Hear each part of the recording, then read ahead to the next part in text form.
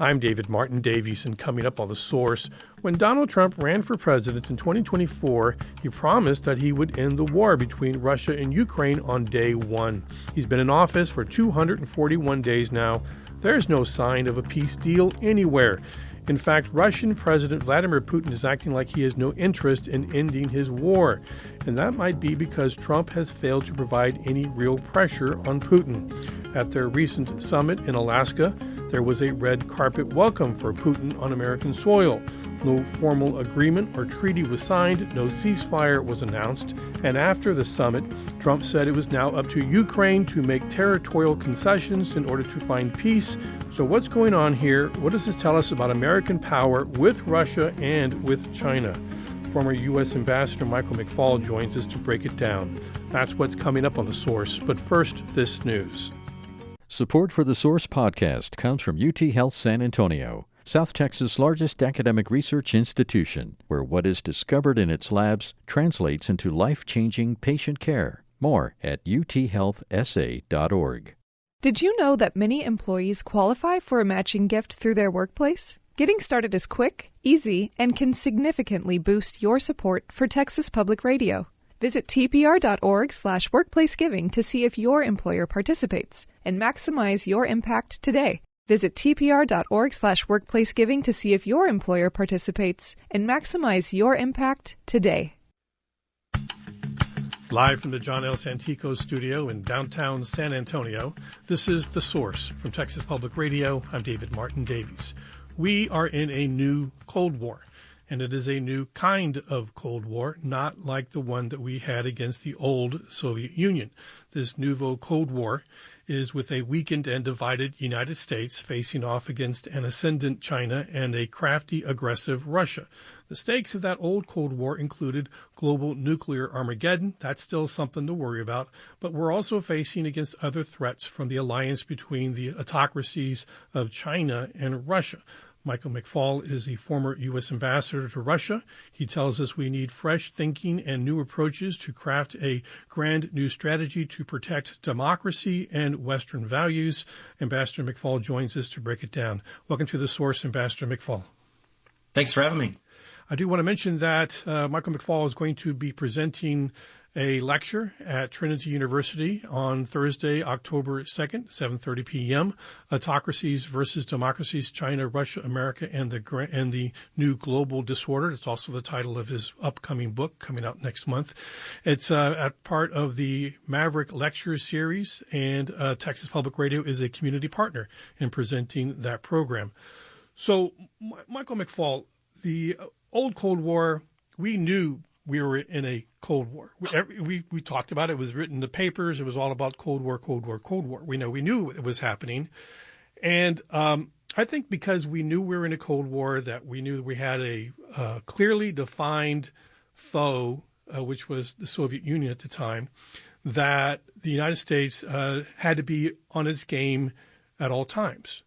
We couldn't tolerate having an incompetent Secretary of Defense. We couldn't handle gutting America's intelligence agencies because we knew that we had this enemy who was looking for any weakness in order to, take us over or bomb us or do other things to us.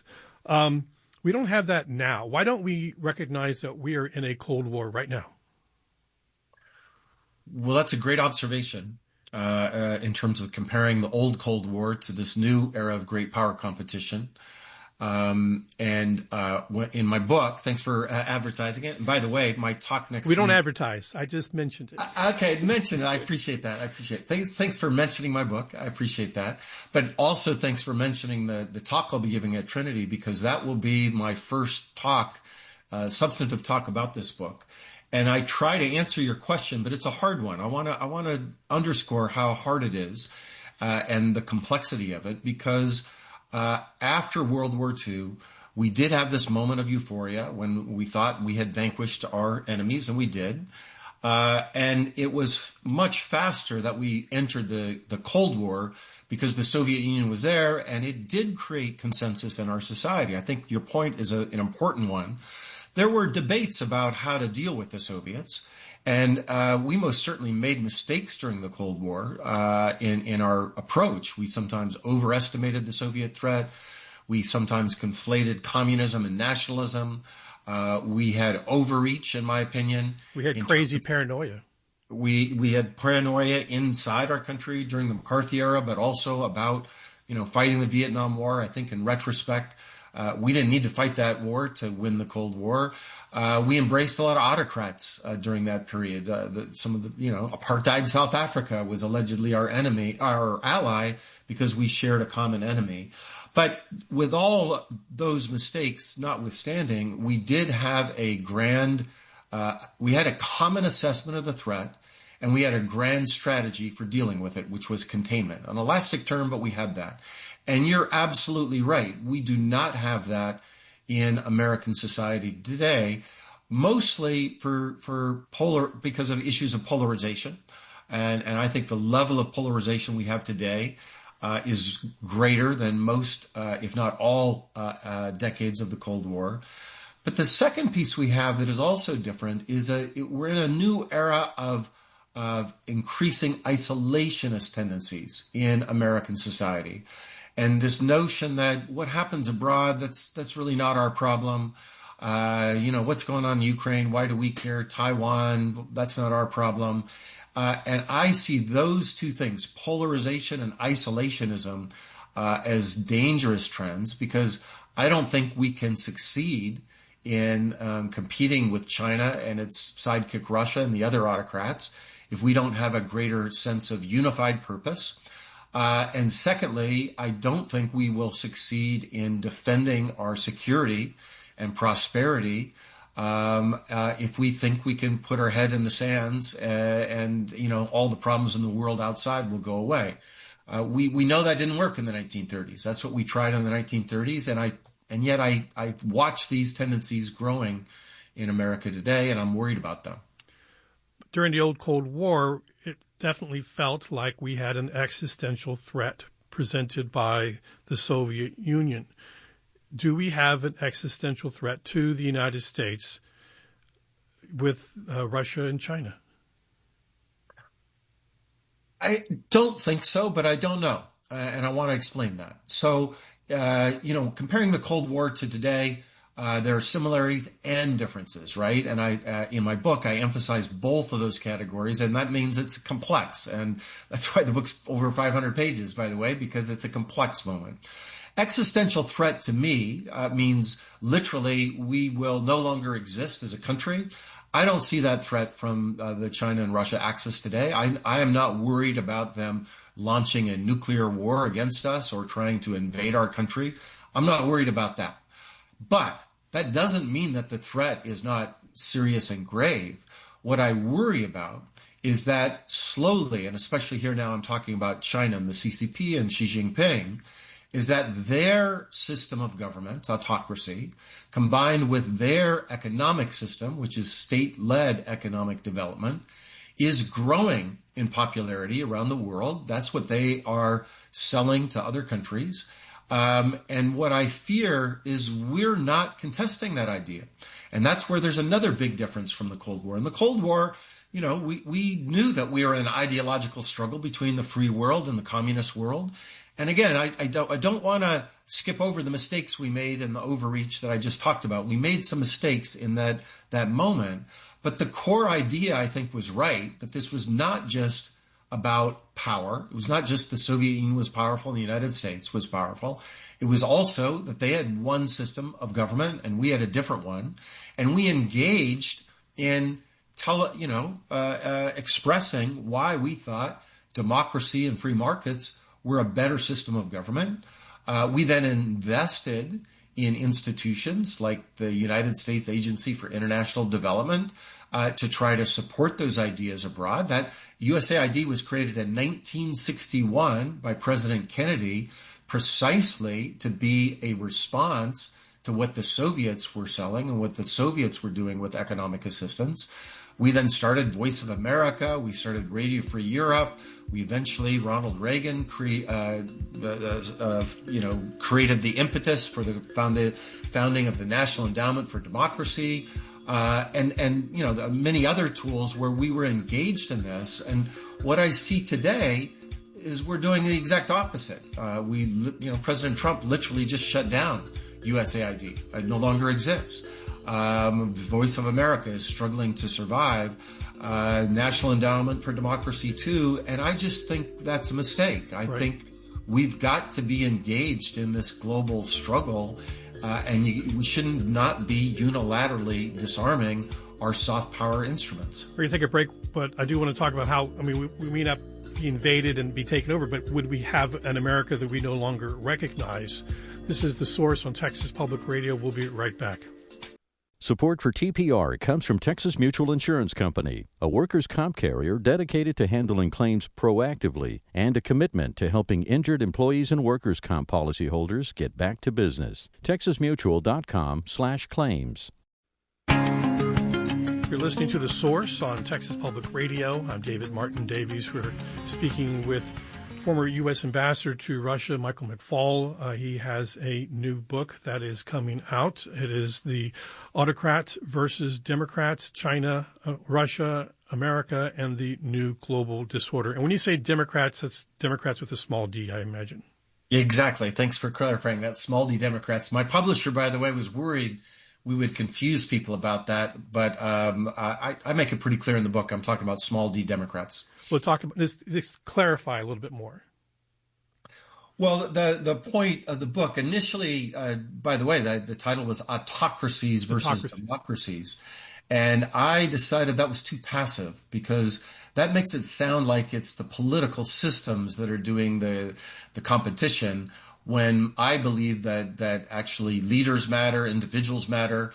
And so we changed it to autocrats versus Democrats. One of my editors wanted dictators versus Democrats. Maybe that would have been more powerful. But the point is to underscore that it is a struggle of ideas. But as I write about in depth, unlike the Cold War, although it's kind of like the Cold War had elements of this too, but it's not just a struggle between countries and states. It's actually a fight within countries and states as well. And so, Putin in particular, the Russian leader, the Russian dictator, I think he has been quite successful at propagating a set of what I call illiberal nationalist ideas. And he's invested lots of money in it, in terms of Russia Today and, his various different platforms that he uses, to exacerbate these fights within democracies, places in Europe and here in the United States. So that feels a little different to me than the Cold War. We most certainly had communists, in Europe and the United States, but they did not have the same level of political support that this illiberal nationalist idea, this anti-democratic set of ideas that Putin propagates, and I think they're growing, especially in Europe. Do we spend enough time discussing or recognizing the fact that if autocracies are, people are poorer, you lose money. In a democracy, in free enterprise, we have capitalism, and capitalism depends on freedom. That, yes. People become poorer. First of all, it takes a lot of money, and we're finding it out looking at, the budget request that we're seeing now from the White House. It takes a lot of money to run a police state.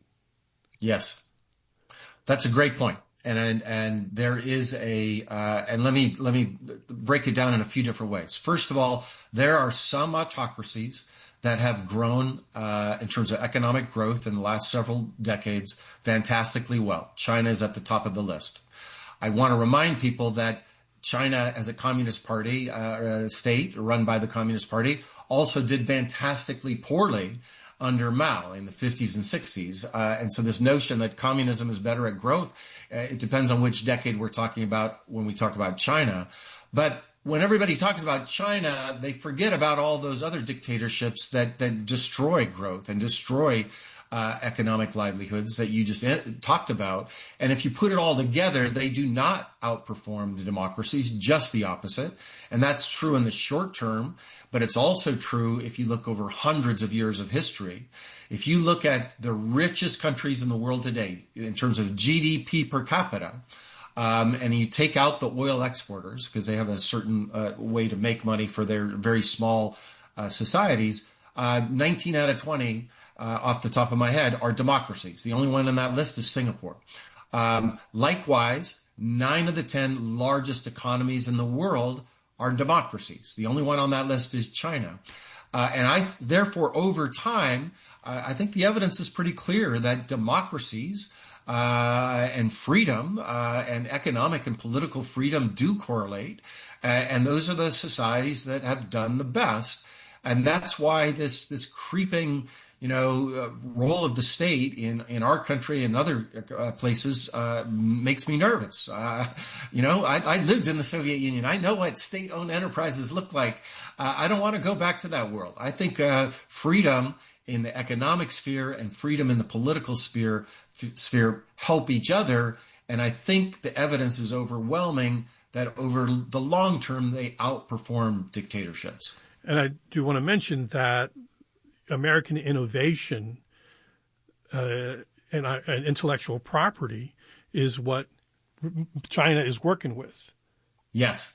And you look at China's real estate market, it ain't that good. Because right. The central planning and the development and overdevelopment and, it's crashed. That's a great point. I'm glad you brought that up, because the other thing I would add that I should have added about thinking about the China model is that the China model performed best when it was becoming more like a capitalist market-oriented economy. It wasn't because of more communism and more control. It was the exact opposite under Deng Xiaoping and the leaders after him. It was, and even looser political controls, by the way. People like to forget this, but during that era, it was more pluralization, not democracy. Let's not get carried away. But there was more political and economic freedom when the China model took off. And what you see now under Xi Jinping is he's moving it more towards state control. And as a result, they're not performing as well as they used to. So it seems like these arguments about how these autocracies and dictatorships and state control, that this hurts families. This hurts, local prosperity, opportunities for people. And we don't really talk about that enough, I don't think. Well, you're absolutely right about that. And again, going back to the China model, when it liberalized, right, and when it pluralized and when it allowed free market principles to be introduced, it really was from the ground up, and it was regional. It wasn't from the top down; it was from the ground up. All the regions of China grew, and it was in the agrarian sectors that you saw the greatest growth because they were more entrepreneurial. And I think that's generally true, looking at economies under democracies versus autocracies, the more you allow individuals at the local level to act as entrepreneurs, the more growth you have in societies as a whole. So we have these people in the United States like Tucker Carlson who idolize Russia and the way that Russia presents itself, and they will go on, make programs. Hey, I'm on a Russian metro station. I'm at a grocery store, and they're talking about how great it is. How come he never shows us how great Russia's gun stores is? How many gun stores are in Moscow? I don't think they have very many gun stores in Moscow. Probably zero, I would imagine. You can't go into a gun store in Moscow and buy a Glock or anything like that. That is right. That's true. So they don't have that freedom. But that doesn't get talked about either. It's like, people want to emulate these far right people who apologists for Russia. Say, well, what a great country, but yet, hey, no gun stores. How do you rectify that? Well, I would go further. I'm glad you brought that up, because there is a kind of, in the United States, here in the United States, but also in many countries in Europe today, this new admiration for Putin as an alleged strong leader and growing his economy and his military. And I see it very differently. First of all, had Russia continued on its democratic path that it was on in the 90s and then got disrupted when Putin came into power, Russia today would be much wealthier than they are today. And that's hard. Those are counterfactuals. It's hard to prove, but they were on a growth path driven by markets and capitalism. That's now been squelched by Putin. And the companies that were most successful in that period, they're either controlled by the state or they've had to leave. Yandex, for instance, they're one of the most successful tech companies. They were competing with Google inside Russia. Most countries don't have companies that can compete with Google in a market system. They did. Fantastically successful company. Putin, over years, basically shut them down, and their best and their brightest had to leave, right? So at one, they would be much more better off if they had gone on that trajectory. But two, the costs of the kind of growth they have today are real. I mean, there are thousands of political prisoners in Russia today. I think there are more political prisoners in Russia today than there were at the end of the Soviet Union. And some of their most charismatic leaders, opposition leaders, Boris Nemtsov was one of them, Alexei Navalny was another, Putin killed. That's a pretty high cost to pay. In terms of, thinking this is some kind of growth. And you knew them. You knew them. I knew both of them well. And they were fantastic pro-market, pro-freedom individuals. Mr. Navalny said some controversial kind of nationalist things that he later retracted. But they were, they were closer to me ideologically than they were to Putin. And Putin feared them. And that's the last point I wanted to make, that he's not, if you have to arrest your opponents, if you have to kill the people that are criticizing you, that's a sign of weakness, not strength. And I would say the same thing about this barbaric invasion that Putin launched in Ukraine, first in 2014 and then the full-scale invasion in 2022. What that war is about is a fear of freedom. Ukrainians were practicing democracy, and they had a free market. And that because Putin's view of the Ukrainians is that they're not any different than Russians. They're just Russians with accents. I've personally heard him talk about the Ukrainians in such terms when I was in the government. But Putin then wants to convince his people at home and people abroad that we are a special kind of people that can only be ruled by dictatorship. He doesn't use that word. He says a strong state, but that's what he means. But if Ukrainians are just Russians with accents, but also practicing democracy, that is a threat to Putin. And that's why he is so frightened by the success of the independent democratic country of Ukraine.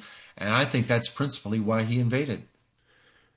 But do most Americans recognize that we are in a new Cold War of some sort? If you told someone that, would they say, oh, yeah, or no, I'm not too sure? I think that's a great question that I don't know the exact answer to. I can tell you that I wrote this book and I'm coming to San Antonio precisely because I want to talk to the American people about these issues. I think for too long, elites on the East Coast and West Coast just kind of said, and Democrats and Republicans, this is not a partisan thing, both parties just said, hey, we got this foreign policy stuff. Don't worry about it. We know what we're doing. And in my travels, and I speak around the country a lot, I think there's been a distrust that maybe we didn't, elites didn't have it all figured out. And I think there's been a complacency, therefore, about this moment we're in. And I'm worried about it. And I'm worried about it because I know how the 1930s ended. And I know how difficult the fight was in the 1960s with communism around the world. And we are in maybe not an existential struggle like we said before, but is this a formidable challenge to American freedom and therefore American prosperity? I think it is. And therefore, I think we have to have a conversation about why it's in America's national interest to stay engaged with the world, why it's in America's national interest to have strong allies, why it's in America's national interest to have trading regimes and multilateral organizations that support trade and not stop trade with tariffs, and why it's in America's national interest to support ideas of freedom and liberty and democracy, not just because those are better, more virtuous ideas, which I think they are. I think democracy is better than dictatorship. Freedom's better than not freedom, but also because they serve our security interests. We've only been threatened by dictatorships in our history, whereas democracies have been our most enduring allies. When there's a change of government, right? When Germany went from fascist to democracy, Japan the same, Italy the same, they became strong allies of the United States. Poland too. Poland after communism, they're a strong ally of the United States. Yeah. And so I want to make that argument to the American people why it's not just the right thing to do, the morally right thing to do to support these ideas of democracy and freedom, but it's also in our national interest. It is a practical issue. So let's take a break. We're going to be right back. This is The Source on Texas Public Radio. This is The Source on Texas Public Radio. I'm David Martin Davies. With me on the line is Michael McFaul. He is one of America's foremost voices on diplomacy, democracy, and global affairs. He spent his career navigating the front lines of international politics. He was in the room when it happened with Obama and Putin.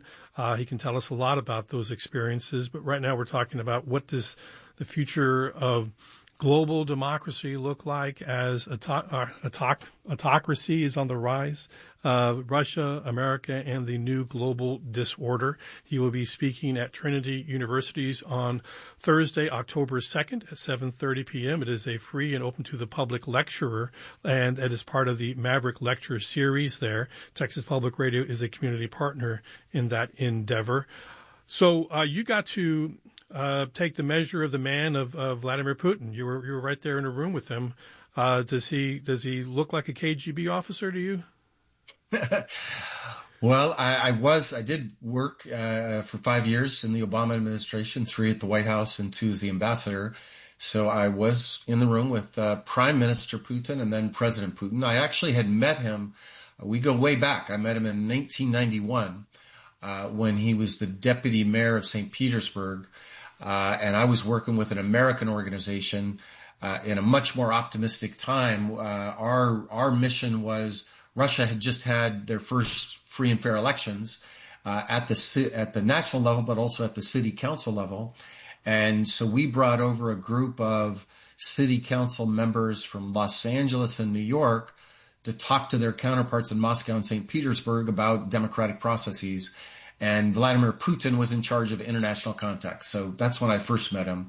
I've followed his career, since, and I've written about him. Obviously, I think once I looked on my academic CV, I think the word Putin appears in over 60 of my publications. Oh.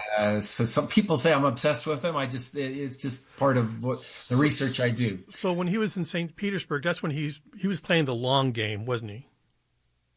It's an important, hard question.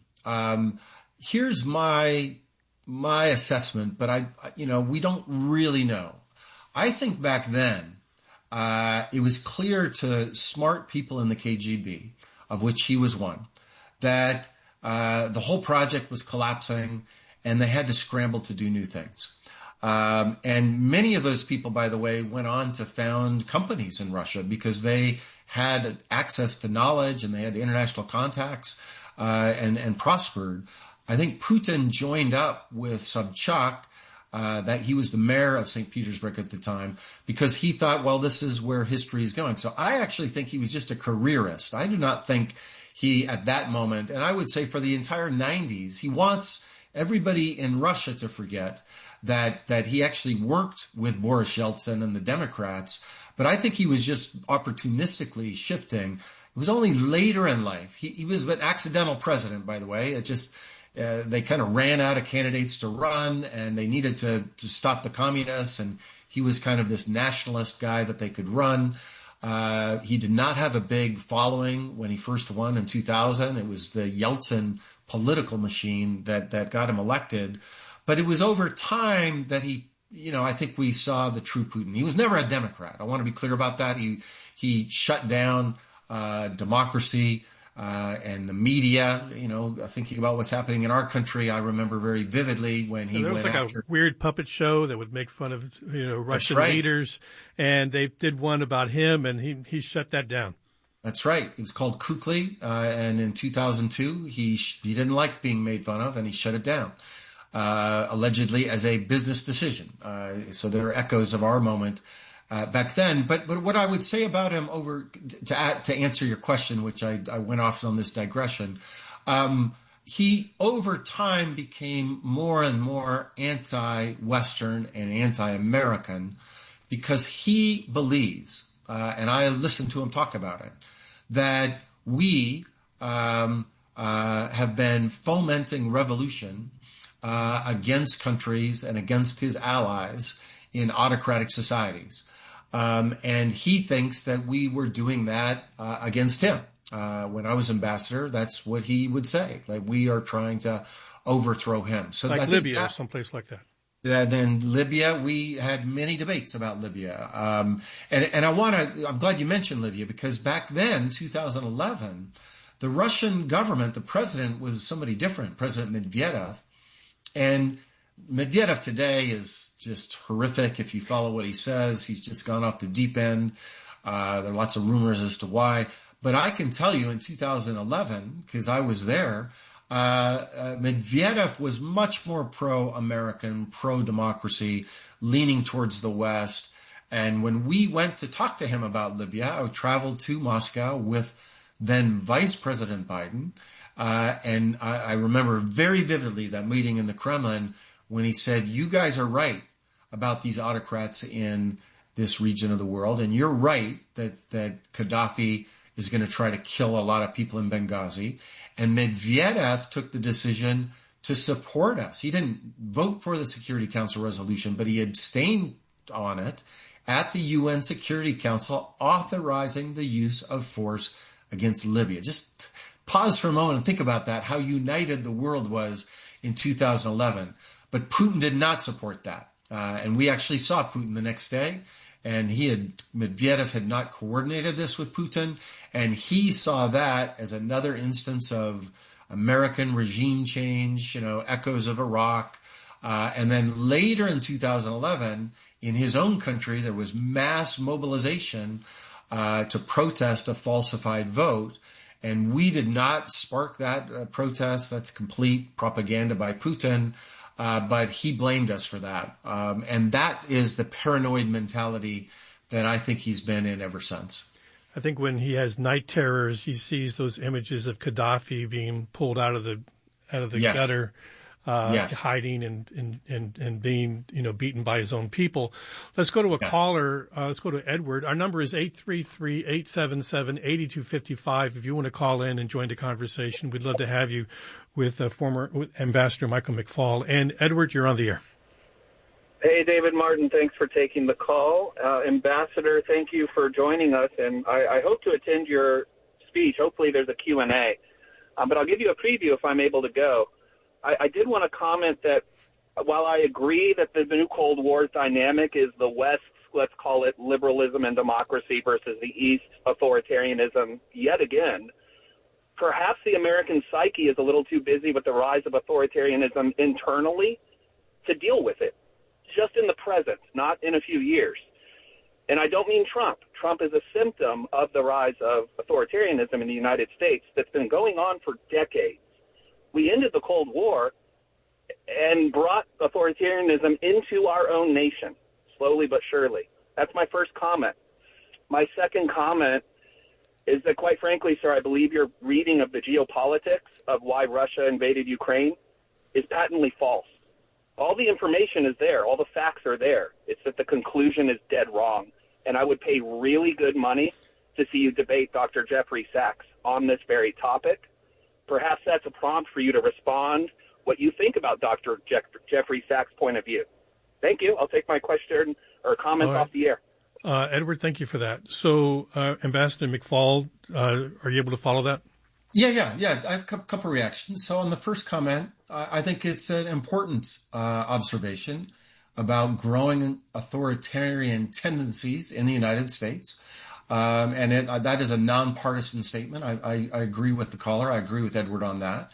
I write about that in my new book. It's within, not just between. I think we should do things to prevent that. I go very explicitly into some ideas about how we should in a nonpartisan way. I tend to be more optimistic, maybe just because I was born in Montana and it's not analytic, but I'm an optimistic guy. And I remember other eras of authoritarianism, and I write about them in the 30s when millions and millions of Americans were members of nationalist and quasi-fascist organizations. And that was a threatening time to democracy at home and abroad. And we, at a high cost, but we got through that. And in the 60s and early 70s, we had a lot of political violence, a lot of polarization. We had a president that had to resign, and that was a challenging time for democracy and democratic institutions as well. But we eventually got out of it. So I'm still cautiously optimistic that we have a society that cares about these things and institutions. But I just want to say it's a challenging time. I agree with that. And we need to analytically understand it and then do things proscriptively to get us out of this moment.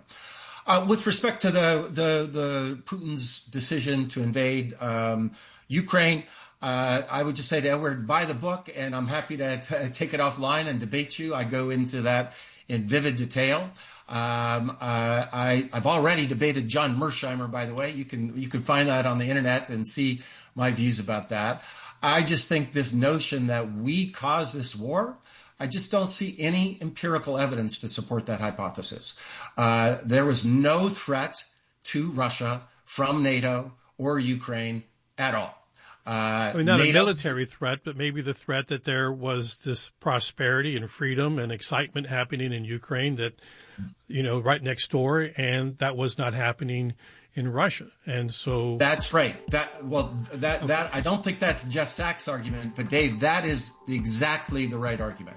All right. It was the expansion of freedom, not the expansion of NATO, that compelled Putin to invade. But all right. So we got to take another break here. It's a 1 minute break. Our phone lines are open: 833-877-8255, 833-TPR Talk. When we come back, I do want to talk about where are we with getting some peace between Ukraine and Russia. We were promised that it would happen on day one of Donald Trump's new administration. He's been in office 241 days. It is not happening. No sign of a peace deal anywhere. What is going on?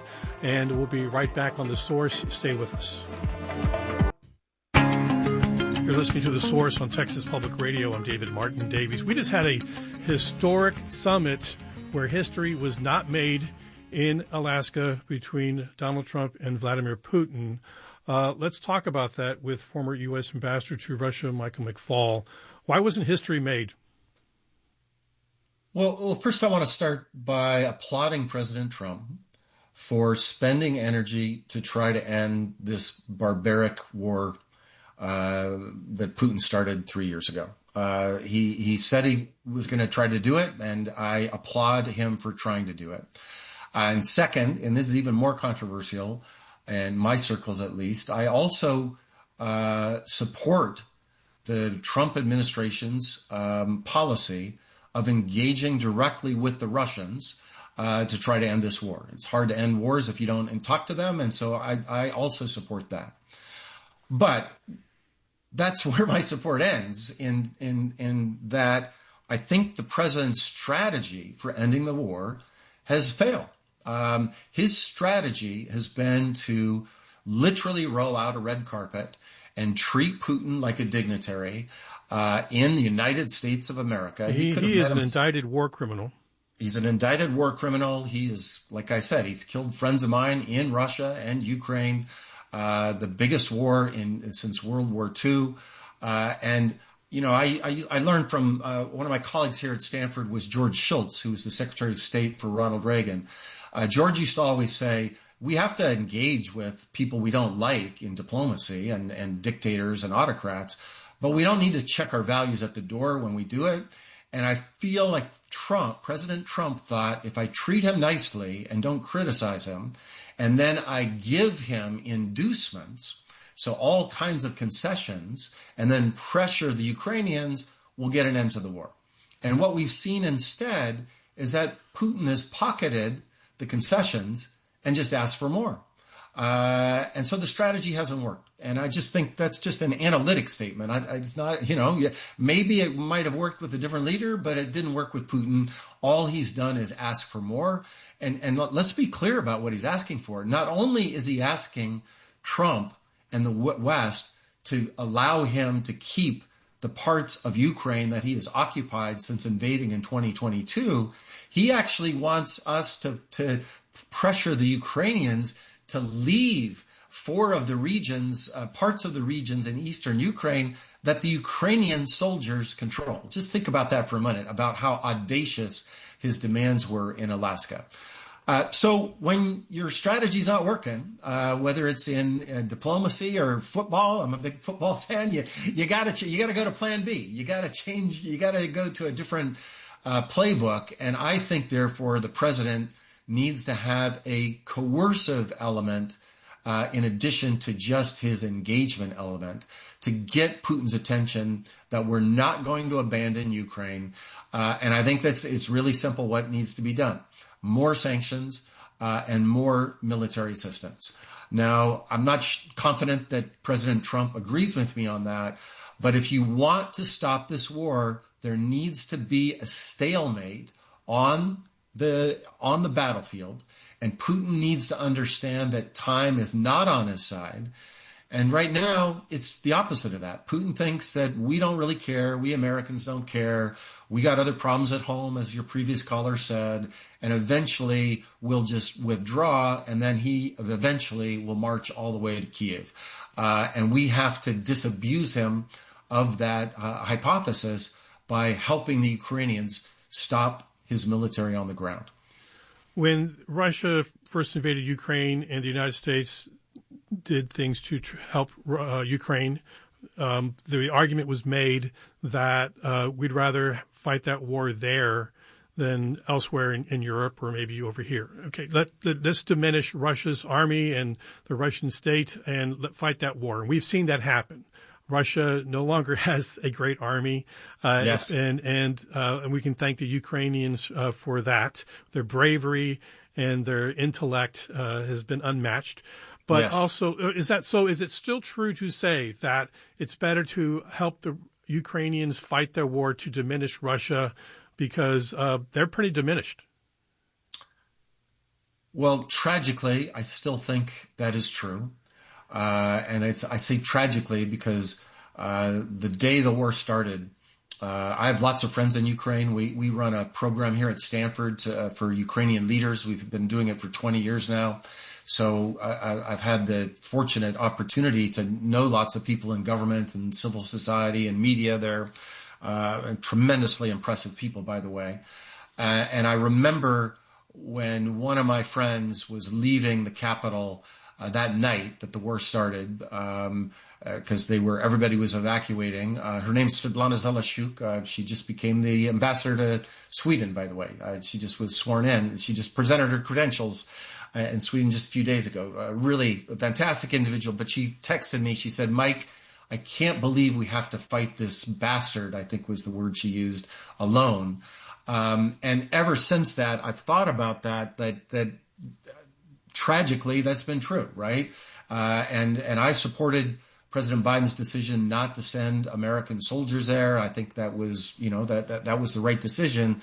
But that's meant that it's Ukrainians fighting the Russians alone. But it is in our national interest because we have lots of allies, including Poland and Romania, who have suffered incursions of Russian drones just in the last several days. That if the war does not stop in Ukraine, there's no doubt in my mind that Putin will continue to test the NATO alliance, and we don't want that. We want this war to stop in Ukraine, and therefore the fight that the Ukrainians are doing is actually in America's national interest as well. Let's go to Mike on the phones, and Mike, you're on the air. Hi. When Trump went to Moscow before his first election, he was there and tried to get the approval to build a hotel. there is a strong rumor that Putin has a video of what happened in that hotel room while he was there. Is that true? Compromat on Trump by Putin. Is that true? Mike, I don't know. I honestly don't know. That I've heard that rumor, and I know the Ritz-Carlton, the hotel you're referring to. I was the U.S. ambassador when Mr. Trump came to Moscow for the Miss Universe contest. I do know that the Russian intelligence has, incredible means to gathering intelligence, but to whether or not that is true, I don't know the answer to your question. Let's go to Rebecca on the phone. Rebecca, you're on the air. Yes, I need help understanding why it is we cannot put Ukraine into NATO and then demand that Russia leave or else. All right, Rebecca, thank you for that. And then they're talking about Article 5 Light, where the United States would not put troops on the ground if NATO was to engage. But, go ahead, Michael. Great question, Rebecca. Very clear question. It's been my view for a long time that we should have brought Ukraine into NATO, and that would have helped to keep the peace through strength. That's Ronald Reagan's phrase, not mine, but I think it's right. And the reason I believe it would have kept the peace is that Russia and the Soviet Union have never attacked a NATO country. That's just the history. But I also want to underscore, NATO has never attacked the Soviet Union or Russia and never will. It's a defensive organization. We would never do that. And I think that would have helped to keep the peace. It's the countries in the gray zone, Georgia, Ukraine, the Moldovans are also quite worried about their security. It's the gray zone between Russia and the NATO alliance where all the conflict has taken place. Now, in terms of the future, the NATO alliance is not going to vote to bring Ukraine in now because the President of the United States disagrees with that, and we're a member of NATO, and NATO works upon consensus.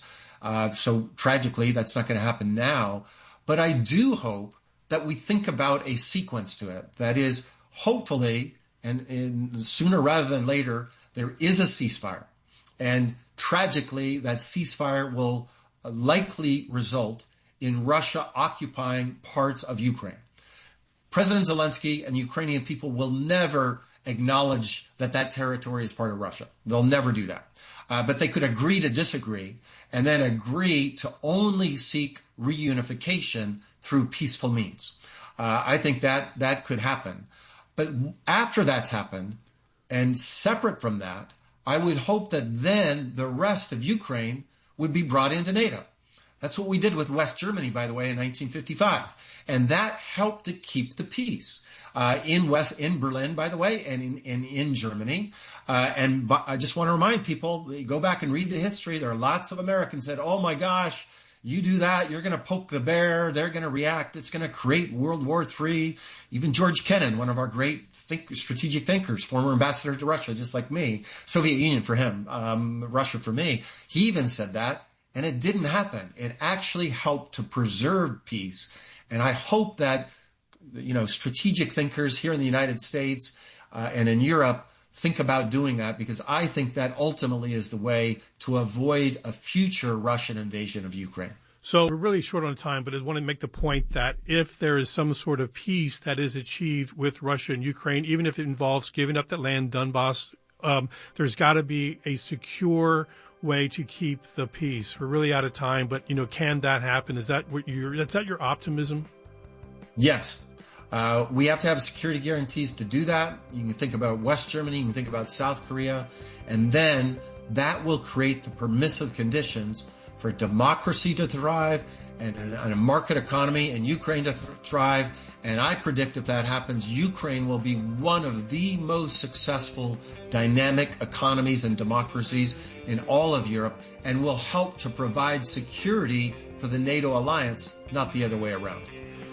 Former Ambassador Michael McFaul will present Autocrats versus Democrats, China, Russia, America, and the New Global Disorder on Thursday, October 2nd at Trinity University. Their Maverick lecture. It's free and open to the public. Texas Public Radio is a media partner on that. And Ambassador McFaul, so good to talk to you.